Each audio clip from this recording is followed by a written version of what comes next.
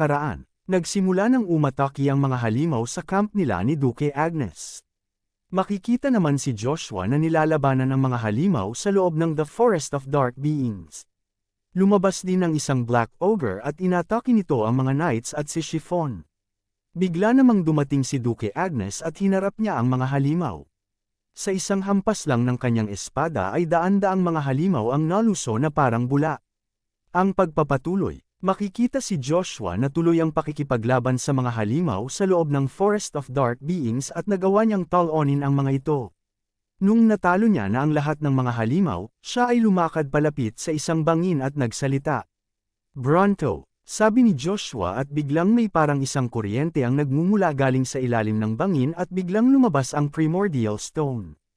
Bumalik ang eksena sa camp at sa ilalim ng kulay pulang buwan ay makikita ang duke na nakatayo sa harap ng nawasak na lupa dulot ng kanyang malakas na pag-atake kanina.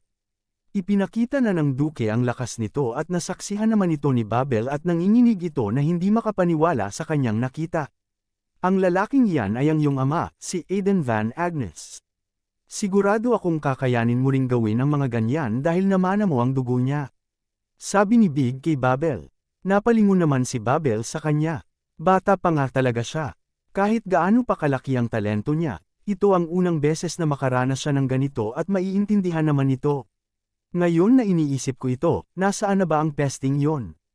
sabi ni Big sa kanyang pag-iisip at siya ay mabilis na tumakbo papalapit kay Chiffon at sumisigaw. "Sir Chiffon, ang insektong. Hindi, nasaan na ang batang yon?" tawag at tanong ni Big kay Chiffon. Napalingon naman si Chiffon sa kanya at nagtanong ito. "Bata, yung anak ng Kerida na ang pangalan ay si Joshua or anuman yon?" sabi ni Big. Ngayong sinabi mo na, hindi ko siya nakikita," tugon ni Chiffon. "Baka tumakas siya para manatiling buhay. Gaya nga ng inaasahan sa isang mababang basura," sabi ni Big. Narinig naman ito ng ilang mga knight sa likuran nila. "Ano, tumakas ba talaga siya?" tanong ng isang knight. "Ngayong binanggit mo ito, medyo kanina ko pa siyang hindi nakikita," sabi naman ng isa pang knight. "Di ba iba siya kaysa kay Lord Babel?" tanong ng isang knight. "Nakakahiya siya, para sa isang taong nagmana ng dakilang dugo ng ating duke," tugon naman ng isang knight. Bigla namang sumigaw si Duke Agnes nang makita niyang nagkwekwentuhan lang ang mga knight sa likuran niya. "Ano ang ginagawa ninyo? Hindi pa tapos ang laban." Galit na sigaw ni Duke Agnes sa mga knight. Nagulat naman ang mga knight at makikitang natakot sila sa duke. Bigla namang itinaas ni Babel ang kanyang espada na pinapalibutan ng mana at sumigaw ito. Para sa nagniningning na kaluwalhatian ng Agnes. Sigaw ni Babel at nagsimula itong sumugod sa mga halimaw. Nakita naman ito ng mga knight at sila rin ay nagsimula ng sumugod sa mga halimaw. "Kasama natin ang duke," sigaw ng knight at silang lahat ay pasigaw na sumugod sa mga halimaw na pinangungunahan ni Babel. Tumakbo naman sa takot ang mga halimaw at sila ay nagsimulang nagsiatrasan. Tingnan mo silang tumatakbo habang ang mga buntot ay nasa pagitan ng kanilang mga binti. "Aabutan namin kayo para hinding-hindi na kayo lumabas pa sa kagubatan," nakangiting sabi ng knight habang hinahabol nito ang mga halimaw. At bigla namang nagsitalsikan ang mga halimaw na hinahabol nila at bumagsak ito sa kanila mismo. "Ano ang nangyayari?" tanong ng isang knight at bigla silang nagulat nang lumabas ang mga Black Ogres. Makikita naman na nagsitakbuhan ang iba pang mga halimaw nang makita nila ang mga Black Ogres. Sumigaw naman ng malakas ang Black Ogres at mabilis nilang inatake ang mga knight. Tumilapo naman ang isang knight nang matamaan ng isang malakas na hampas ng sandatang kahoy ng Black Ogre at ang isa naman ay napasigaw sa takot habang tumatakbo ito. Tinalunan naman ng isang halimaw ang isang knight at mabuti na lang nakita niya ito at nasanggaan niya ang atake. Tinulungan naman siya ng isa pang knight at nag-slash attack ito sa dalawang halimaw na umaatake din sa kanila. Umatake ulit ang isa pang Black Ogre at hinampas sila ng sandatang kahoy ng Ogre at sila'y tumilapon palayo. Sa lakas ng paghampas ng Ogre ay nawasak ang lupa na nataman nito. "Huwag kayong umatras, harapin ninyo sila," sigaw naman ng isang knight. "Buwisit, akala ko ay madali natin silang wawakasan ngunit ito ay isang grupo ng mga Black Ogres," sabi ni Chiffon sa kanyang pag-iisip nang makita niya ang mga Black Ogres at bigla siyang may naramdaman. Ang atmosperang ito ay Sabi ni Chiffon sa kanyang pag-iisip at makikita na biglang lumitaw si Joshua sa itaas ng isang Black Ogre at aakamang aatakihin niya ito. At ginamit niya ang kanyang teknik. Lightning. Sigaw ni Joshua sabay hampas sa ulo ng Black Ogre gamit ng kanyang steel pole na pinapalibutan ng kidlat. At bumagsak ng napakalakas ang Ogre sa lupa gawa ng malakas na atake ni Joshua.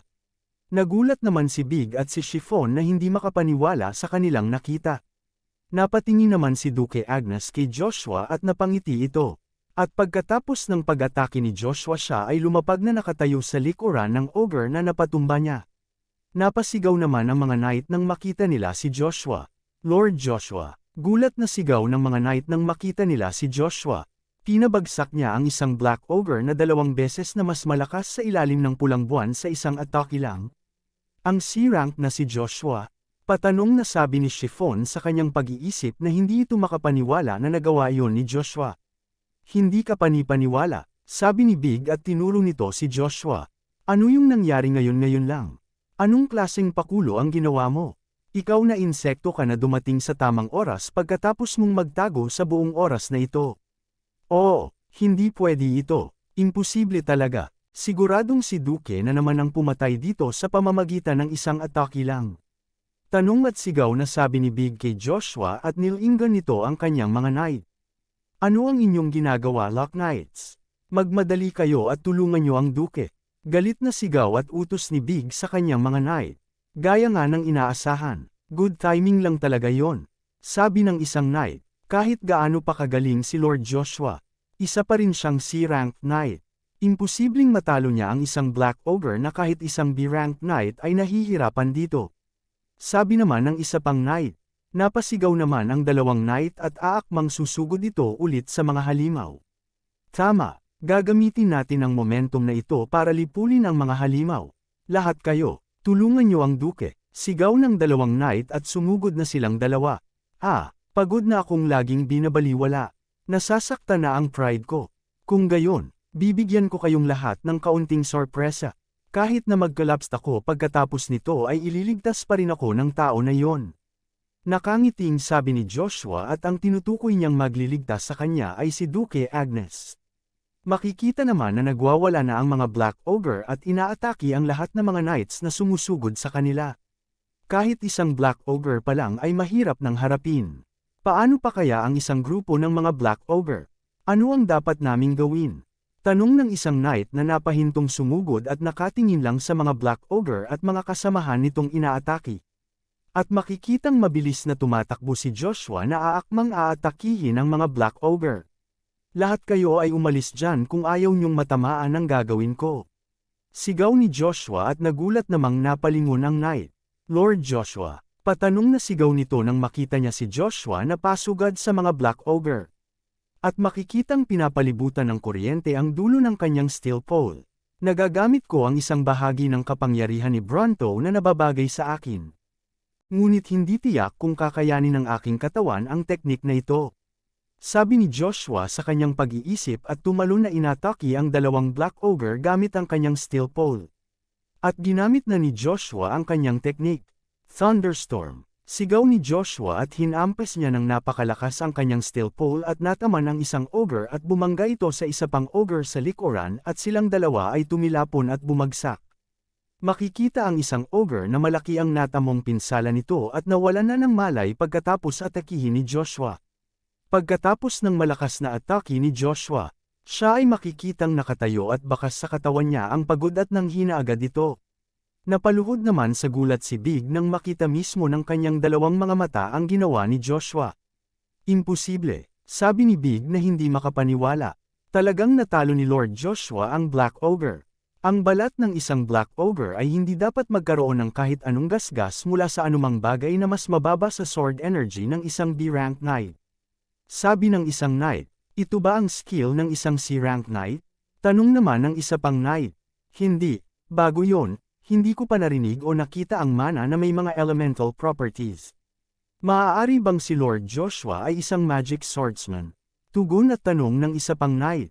Silang 3 ay nagulat at hindi rin makapaniwala sa ginawa ni Joshua. Makikita naman si Joshua na nanginginig na ito na nakatayo na pinipilit niya lang ang kanyang sarili para hindi magmukhang mahina sa paningin ng mga knight. Napansin naman ito ng Duke. Ang batang yon, mukhang bahagya na lang siyang kumakapit sa kanyang conscience. Hindi niya gustong magpakita ng kahit anumang kahinaan. Sabi ng Duke sa kanyang pag-iisip habang nakatingin ito kay Joshua. Kahanga-hanga, kaya pala mataas ang inaasahan mo sa kanya. Sabi ni Arman sa Duke. Ano ang masasabi mo sa kanya, Arman? Tanong ni Duke Agnes. Hindi ako sigurado sa mga ranks sa pagitan ng mga knights. Ngunit bilang isang magician, nakikita ko na siya ay mas mataas pa sa third class master at siya ay may kakayahan na mag-double casting.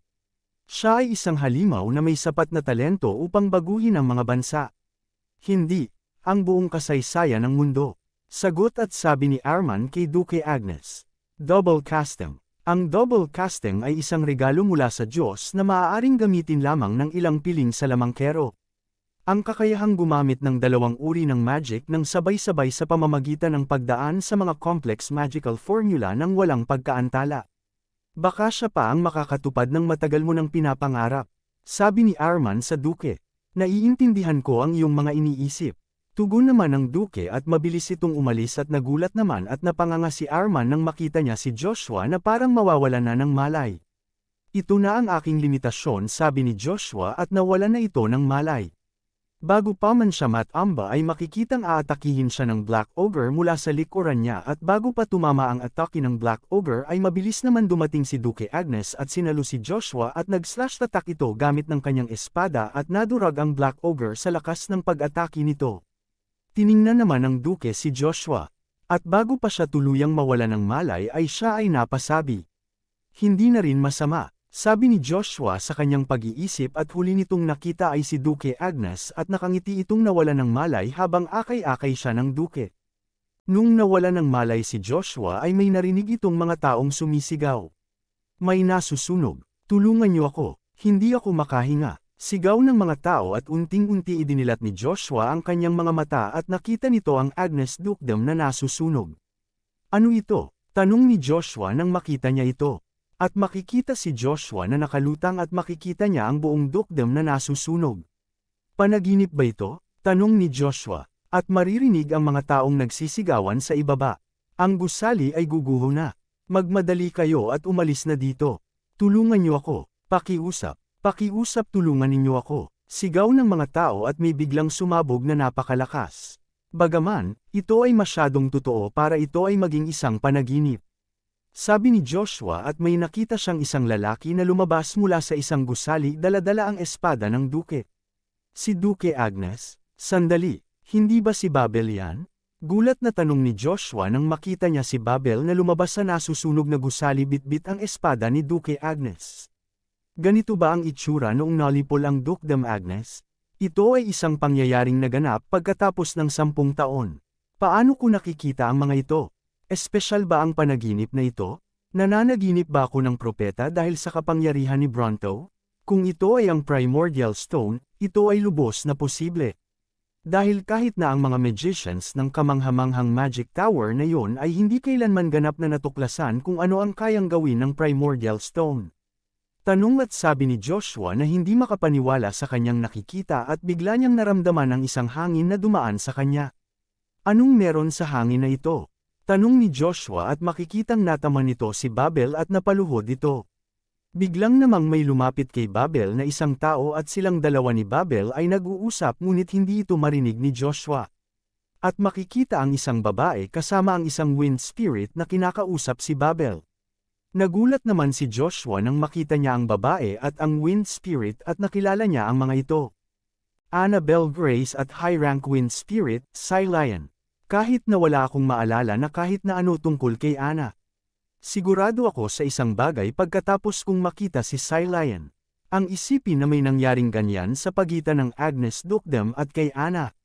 Sandali lang, at kung nandito ang babaeng yan. At ang katotohanan na ang master ni Annabelle Grace, ay sigurado na ang taong iyon ay nandito. Buwisit, hindi ko marinig kung tungkol sa ano ang pinag-uusapan nila sa ngayon.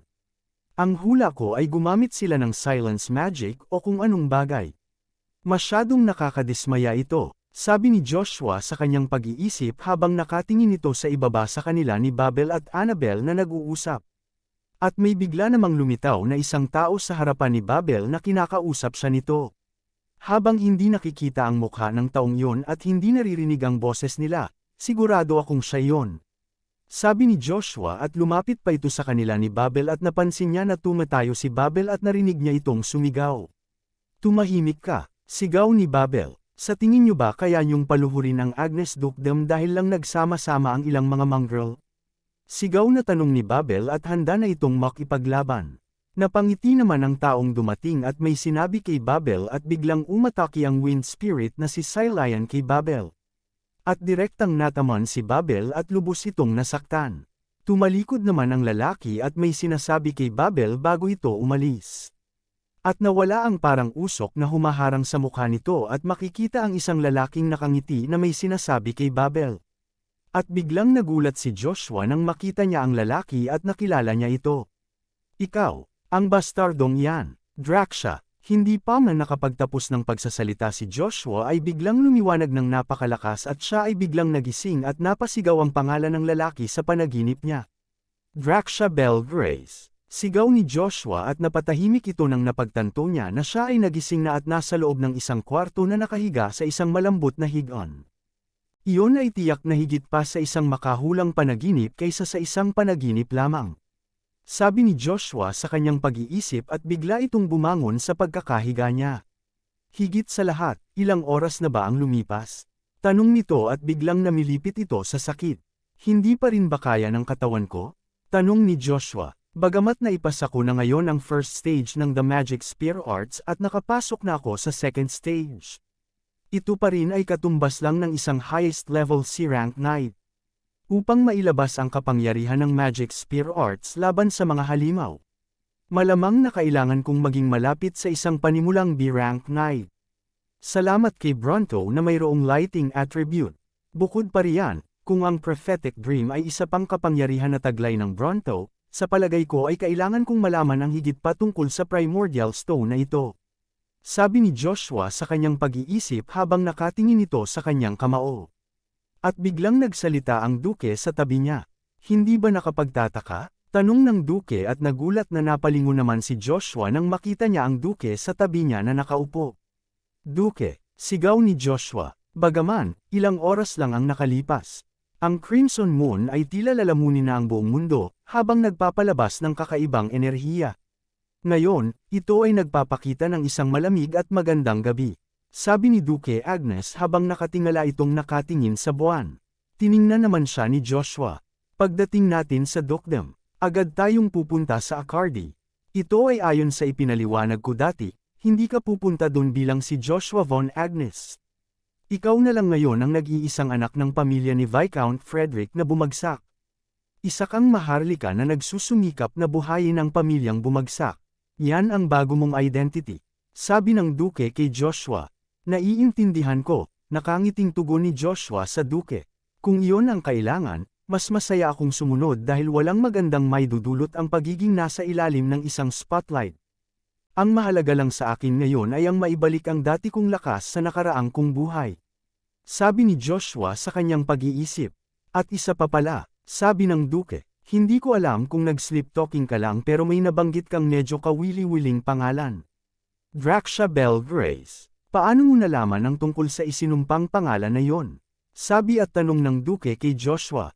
At dito na natatapos ang chapter na ito. Salamat.